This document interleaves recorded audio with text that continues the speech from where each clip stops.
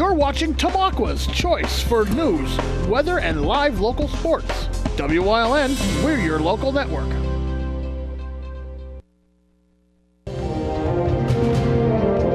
Now, from the area's leader in live local news, this is WYLN News, the area's #1 source of live local news and information in Luzerne, Schuylkill, Carbon, and Columbia counties. WYLN News starts now. Good evening, and thank you for joining us on WYLN News. I'm Paula Degnan. This morning, Sean Christie of McAdoo was in a magistrate's office in Carbon County. WYLN's Gary Perna was there and has more on the court appearance. 27-year-old Sean Christie was in Judge Joe Hermanko's office for 3 preliminary hearings. The first hearing dealt with a break-in at Hazelton Oil and Environmental on Tamaqua Street in Banks Township. State police charged Christie with breaking into the business and taking food and stealing a truck that was later found in upstate New York. Video surveillance showed Christie, who used to work at Hazelton Oil, at the business at about 3:35 in the morning on July 7th. He was charged with burglary, criminal trespass, and theft in that case. To the second case, Christie was charged by state police with breaking into a home on Quakeake Road in Packer Township on August 23rd. He was charged with burglary, criminal trespass, and attempted theft and criminal mischief. The property owner was asleep but woke up to a noise in his home and grabbed his rifle. Then he confronted Christie in a hallway, who said that he was homeless and starving. Christie fled the scene. Later, it was determined that he broke in to the Skipper Dipper restaurant just down the road on Route 309 in Schuylkill County, wearing the same clothing that the man described in the Quakeake Road incident. That case in Schuylkill County is still pending. Back to the Packer Township case, 3 of the 6 charges were held over to county court. The others were dismissed by Judge Hermanko. On to the third case, where Christie was caught on surveillance cameras inside Hallmark Industries on Banks Avenue in the McAdoo Industrial Park on September 13th. Police say he stole $20 that belonged to a woman and a $5 knitted hat that belonged to the company. He also smashed a vending machine and stole from it. Police say Christie entered through an unlocked office window into the administration building. Police say Christie also posted to his Facebook page while inside that business. Troopers charged him with burglary, criminal trespass, and theft. Christie is also facing charges in Schuylkill County and Luzerne County, along with federal charges for threatening the president and other elected officials and leading officials on a 3-month manhunt. In Carbon County, for WYLN News, I'm Gary Perna. A traffic stop Monday in Butler Township on Interstate 80 resulted in more than 8 pounds of heroin confiscated and a man behind bars facing charges. State police stopped 56-year-old Curtis Riley of Ohio for driving in the passing lane when the driving lane was open. Troopers say they spotted clues for possible criminal activity and searched the vehicle that led them to the drugs being found. A quarter could get you less parking time in West Hazelton. There's a possibility that the West Hazelton Borough Council changes their parking meter rates later in the month. Meter time could decrease from 30 minutes to 15 for a motorist who pays 25 cents to park at a metered space. West Hazelton's proposal for meter rate changes coincides with neighbor Hazelton, who set meter rates to $1 an hour back in 2016. Parking meter rates have not increased in West Hazelton since 2012, but the possible adjustment would give the borough an opportunity to generate revenue without having to raise property taxes. Hourly meter rates would increase from 50 cents to $1 in West Hazelton if Borough Council approves. The next council meeting, 6 p.m. on December 13th at the Community Center on South 4th Street. Traffic around the area of the Lehigh Tunnel on Interstate 476 may be a little slower this week. The Lehigh Tunnel will become a single lane in each direction for 3 days as workers will be inspecting one of the sections. Motorists heading northbound and southbound will share the usual northbound tunnel while workers perform inspections on the southbound side. All traffic will be diverted to the northbound tunnel from 9 a.m. to 2 p.m. tomorrow and 9 until 1 on Friday. Highway message boards will be used to update motorists of any changes to that work schedule. A Pennsylvania court is narrowing a law allowing residents to buy and use more powerful airborne fireworks, throwing out the part that permitted such sales from roadside tents. Commonwealth Court ruled Tuesday that lawmakers improperly delegated authority by imposing safety standards from an outside group. The judges invalidated the portion of the law that addressed sales of the most powerful fireworks from roadside tents and similar structures, but left the rest of the law intact. Gaming grants may be submitted to the state this year for some projects and items in Wilkes-Barre. The items, which are a new aerial ladder fire truck and renovations for the city's downtown movie theater, are currently being considered by Wilkes-Barre Council for submission of gaming grant applications. City Administrator Ted Wampel presented Council with a series of resolutions Tuesday that would permit the administration to apply to the Commonwealth Financing Authority. Since only municipal and county governments can apply for funds, private entities seeking funds must ask a municipality to apply on their behalf. The project with the biggest price tag, the renovations done to RC Theaters, cost almost $3 million, but the theater is only seeking $500,000 in grant money. The grant application for the aerial ladder truck comes with the price of almost $1.3 million. And the city is down to one ladder truck that is frequently out of service because of breakdowns. Other entities seeking gaming grants include the Catholic Youth Center for new swim blocks and lighting, as well as the Osterhout Free Library for repairs to the roof, windows, and flooring.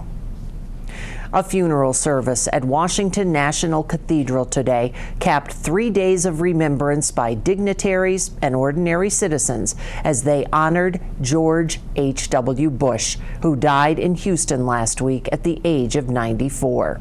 The Republican president oversaw the post-Cold War transition and led a successful Gulf War, only to lose re-election in a generational shift to Democrat Bill Clinton in 1992. His funeral brought together world envoys and the 4 remaining ex-presidents, as well as President Donald Trump. Bush's remains have been returned to Houston, where he will lie in repose before being taken by train for burial Thursday at his family plot on the Presidential Library grounds at Texas A&M University in College Station. Coming up on WYLN News, it's the annual Can Do Community Christmas tonight, and there's still time to get your flu shot. Before we go to break, a quick check on the forecast. Cold, but dry and no storms. Stay with us.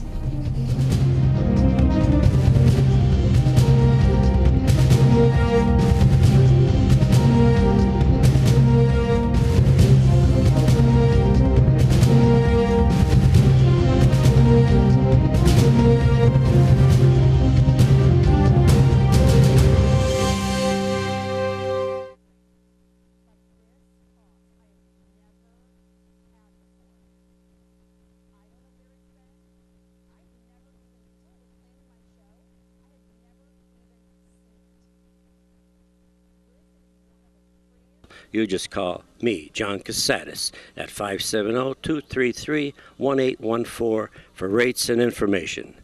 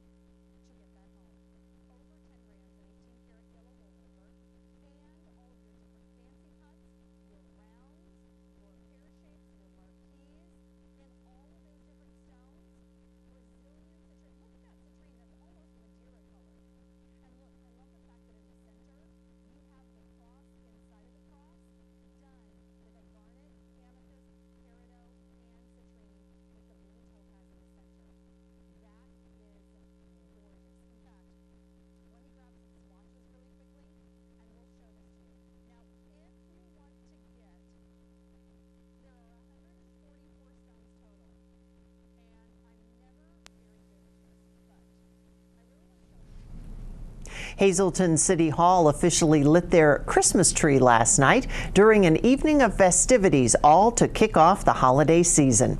Mayor Jeff Cassatt invited residents all throughout the city of Hazleton to really get into the Christmas spirit. The night featured performances by the students of All That Dancin', Christmas carols with MPB players, and Hazleton Area High School Band Sax Quartet. There's so much talent in Hazleton that we have that was off here tonight, and it made it festive. It was a very, very nice occasion. And then we had a special arrival of Santa Claus on Hazleton City Engine 3, so that made a very festive occasion. Zapata's food truck was also out, giving away free cookies and hot chocolate to those who came out. We'd just like to say on behalf of the mayor and all city council, all our city department heads, our chiefs, and all 3 departments, we'd like to wish everybody a very Merry Christmas and Happy New Year, and stay safe and stay warm. And Santa was available right after the event to get pictures with the children inside City Hall, who patiently awaited his arrival.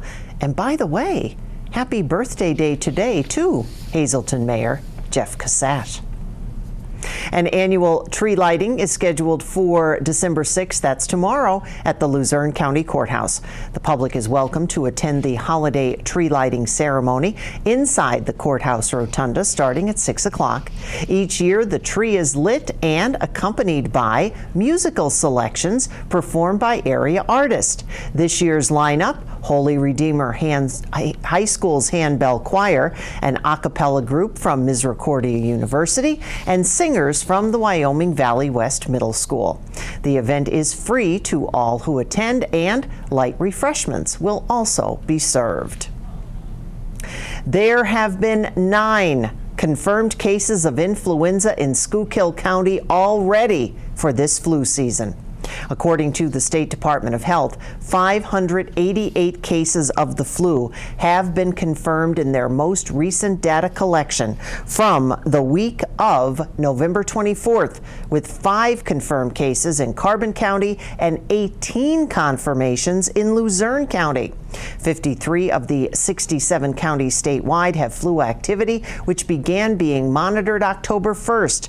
The monitoring will continue until May 19th of next year. To prevent getting the flu, Dr. Robert DeColi of the Lehigh Valley Physicians Group Schuylkill recommends getting that flu shot, saying that now is the perfect time to get it since the flu season is currently relatively calm within the state. Coming up on Briar Creek's News Choice, it is Wellness Wednesday in Community and You, and we are talking about arthritis. And as we head out to break, let's take a look at the midday winning lottery numbers. Good luck if you played. Stay with us.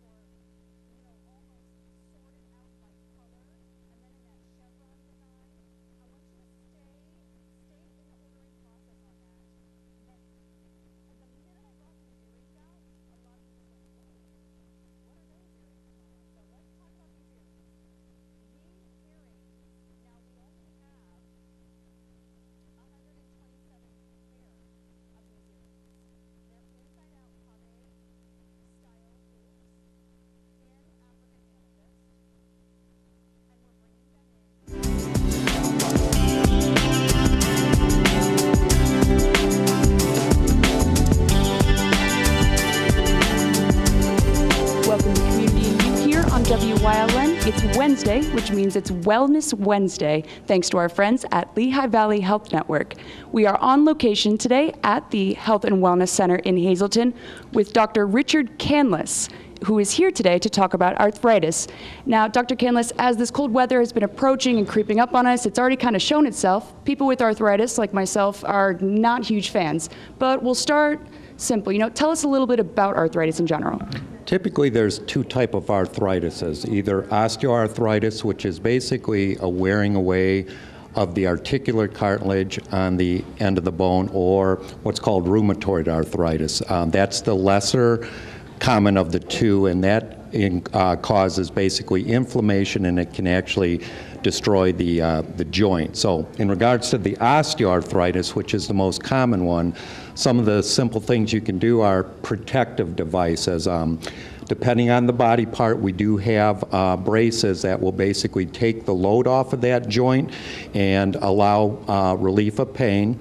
Also, activity modification. Typically, for the weight-bearing joints, anything you can do to lessen that stress. So a lot of times we'll have you not do the high-impact activity and do the lower-impact activity. Along with the hip, knee, and ankle and foot, if you're overweight or any time you can lose weight, that's going to take a tremendous amount of stress off the joint. For every pound you take off, you unload 4 pounds of stress to that affected joint, so that can help you tremendously. Also, there are over-the-counter and prescription medicines that can control the pain, inflammation, swelling. We also utilize heat for spasm and stiffness, ice for inflammation, swelling, and pain. Physical therapy is huge with me. I like to get the individuals in to address any tight and unbalanced musculature that may be affecting this region. Final options are basically injections. The two typical are cortisone injections, and also there's what's called hyaluronic acid, which is currently only approved for osteoarthritis of the knee. It's basically a natural substance found in the knee joint fluid. It lubricates the joint and also adds cushioning, so that's an option. And then what's coming out now is the regenerative medicine, the prolotherapy, PRP, stem cell therapy, and what you're trying to do with that is basically with these type of injections, it allows the body to naturally heal itself by bringing growth factors, healing factors, and what have you. Now, that's a lot. Is there any tips that you can give us to avoid getting arthritis? Some early signs that are easier to almost manage? Mm-hmm. Most of the time, the two most common things I see with arthritis are usually pain and inflammation, and oftentimes there'll be stiffness accompanying with it.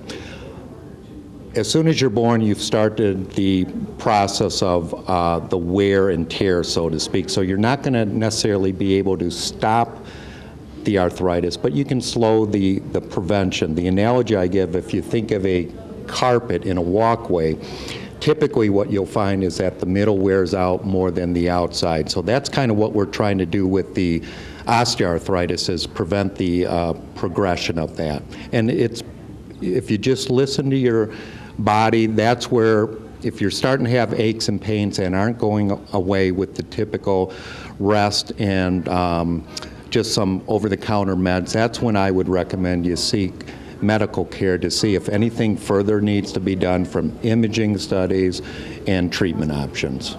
Now, with all this cold weather, the saying that people can feel the weather coming on with their arthritis. Are there any tips that you can give us to prevent more aches and pains throughout the cold weather? Yeah, as I said, oftentimes the patients are better weather forecasters than the weather forecasters, just because since the joints are expected to move, that's where you get the stiffness, and the cold, damp weather usually makes arthritis worse.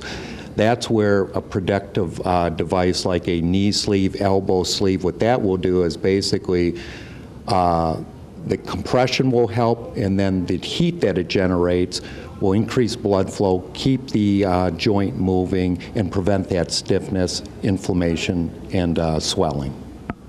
All right. Well, thank you for talking with us today. Is there anything else that you can think of that you'd want to add about arthritis in general, about tips and prevention? Yeah, I think if you just do the common sense things that I said, I think oftentimes with just a over-the-counter brace, medications, heat and ice initially, most people should be able to relieve their pain symptoms. If that doesn't seem to be helping at all, then I would recommend come in, and then we can talk about further treatment options like the physical therapy, the injection, specific bracing, etc. All right. Well, remember to really listen to your body and get the help that you need if you need it. That's it for Wellness Wednesday here on Community and You. We'll see you next time here on WYLN.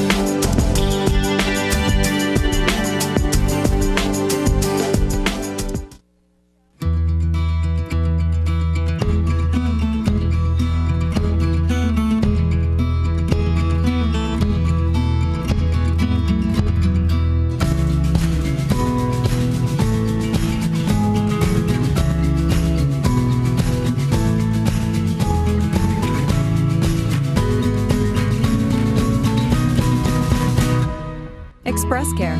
Walk in and you walk into the region's most trusted health network. Chur's Auto Sales has been serving the area with quality vehicles since 1954. Chur's Auto Sales is known as your friendly dealer and now in their 4th generation and voted the best used car dealer by the readers of Standard Speaker Choice Awards. John Chur would like to thank everyone that voted for his business. When you need a quality pre-owned vehicle, choose from a large selection at Chur's 570-454-7229. In preparation for the Christmas season, Antonia's Jewelry and Repair is filled with special collections for this season of joy. We offer a variety of watches, including Bulova. Fine diamond jewelry in yellow, white, and rose gold. Engagement rings that can be custom designed so it is one of a kind. Diamond anniversary bands, rings, pendants, earrings, and more. Full-service jewelry and watch repairs. Stop in to see Tony, formerly from Howard's Jewelers. Let her help you pick the perfect gift. Antonia's Jewelry and Repair, 289 Airport Road in Hazel Township. First responders from Northeast Pennsylvania are answering the call to raise money for the local charitable organization Palermo Heart to Heart. WYLN's Julia Wiegand has more. The 4th annual Badges and Boots campaign kicked off today, where first responders throughout Northeast Pennsylvania will carry beads in honor of a child undergoing treatment for cancer and other serious illnesses. Palermo Heart to Heart supports the clinical effects the Beads of Courage program provides. The program is a resilience-based intervention designed to support and strengthen children and families coping with serious illness. Children tell their story through the program using colorful beads as meaningful symbols of courage that commemorate milestones they've achieved along their unique treatment path. Each bead tells a story. Every time they get an injection, they get a bead. A bone marrow transplant, they get a bead.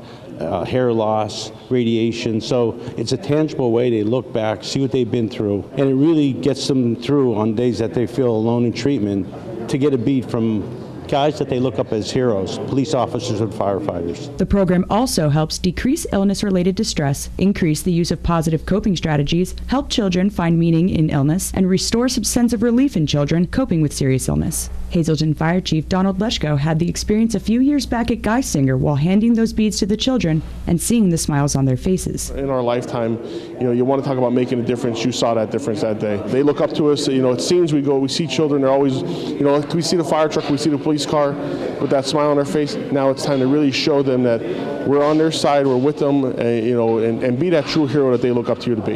Wilkes-Barre City firefighter Tom Heffers said that when the Palermos approached the department 4 years ago, they were happy to help. What we're doing is carrying 2 beads while we're on duty for a period of time. Once that time's up, I'll collect 1 bead from all our guys. It goes into a bag with an inspirational message, and then it's given to a child that's in the Beads of Courage program. Whether we meet them down in Danville Janet Weiss Hospital, or it goes into the national program where I had a bead that ended up in California. and I'm now pen pals with the family out there. So it's neat to have a face attached to a bead that I still carry. On behalf of his department, Heifers is asking first responders throughout the area to get involved, whether it's entire departments or just individuals. I just would like to see more departments involved. Hazleton Fire Department, Wilkes-Barre Police Department, Hazleton Police, we carry the beads. I know there's other departments out there. Let's get on board. To get involved with Beads of Courage or even Palermo Heart to Heart, you can directly contact the organization on their Facebook page or website, palermofoundation.org. Reporting in Wilkes-Barre for WYLN News, I'm Julia Wiegand. And that's the news. Remember, you can always get our news updates on the WYLN News Facebook page. Now stay with us. A look at today's weather is next on WYLN TV.